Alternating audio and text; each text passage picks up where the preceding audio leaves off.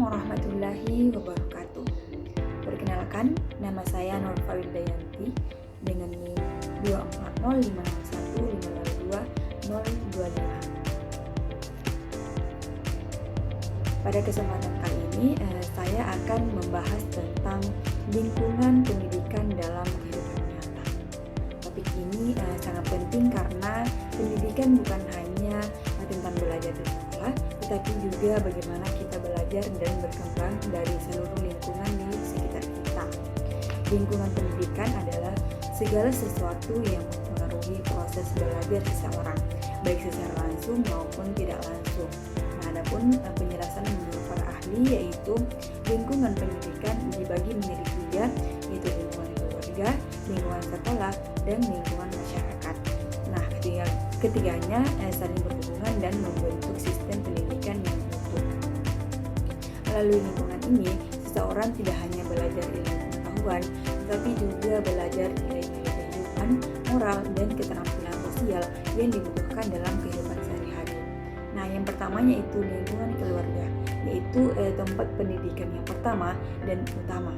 Dalam keluarga, anak belajar dari contoh, perilaku, serta kebiasaan yang dilakukan oleh orang tua. Nilai-nilai seperti kejujuran, tanggung jawab, sopan santun biasanya ditanamkan sejak dini di rumah.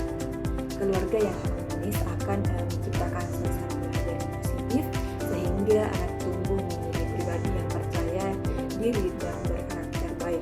Oleh karena itu, orang tua memiliki peran besar sebagai pendidik yang pertama dalam kehidupan seorang anak. Nah, yang kedua yaitu lingkungan sekolah, yaitu tempat pendidikan formal yang memberikan ilmu pengetahuan, keterampilan sosial. Di sekolah kita tidak hanya belajar membaca, menulis, dan berhitung, tetapi juga belajar bekerja sama, menghargai perbedaan, dan membangun tanggung jawab. Guru juga berperan sebagai pendidik, pembimbing, sekaligus teladan yang membantu peserta didik menemukan potensi dirinya. Sekolah juga mengajarkan kita untuk disiplin, berpikir kritis, serta memiliki semangat belajar sepenuhnya. Nah, dengan demikian, sekolah menjadi wadah penting dalam membentuk kecerdasan intelektual sekaligus karakter sosial. Nah, yang ketiga yaitu lingkungan masyarakat berfungsi sebagai tempat pendidikan non formal yang memberikan pengalaman langsung dalam kehidupan. Di masyarakat, seseorang belajar bagaimana berinteraksi, berkomunikasi, serta berperan aktif dalam kegiatan sosial.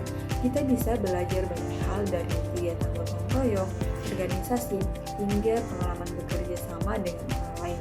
Melalui masyarakat, kita juga belajar nilai kepedulian, tanggung jawab, sosial, dan empati terhadap sesama. Dengan kata lain, masyarakat membentuk kita menjadi individu yang mandiri, peduli, dan siap berkontribusi bagi lingkungan sekitar. Dalam kehidupan modern saat ini, ketiga lingkungan pendidikan tersebut harus saling bekerja sama, keluarga, sekolah, dan masyarakat. Tidak bisa berjalan sendiri. Perkembangan teknologi, media sosial, dan gaya hidup digital membuat proses pendidikan harus lebih adaptif dan bijak. Jika ketiganya bersinergi, maka pendidikan akan menjadi lebih bermakna, menyenangkan, dan sesuai dengan kebutuhan zaman.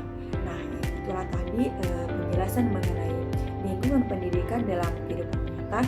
Dapat kita simpulkan bahwa pendidikan sejati terjadi di setiap aspek kehidupan.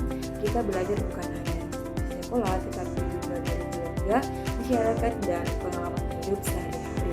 Melalui kerjasama semua lingkungan pendidikan, kita dapat menjadi individu yang cerdas secara intelektual, kuat secara moral, dan bijaksana dalam bersikap. Mari kita jadikan setiap pengalaman sebagai bagian dari proses belajar agar kita mampu menjadi manusia yang bermanfaat bagi sesama. Baik, itu saja. Assalamualaikum warahmatullahi wabarakatuh.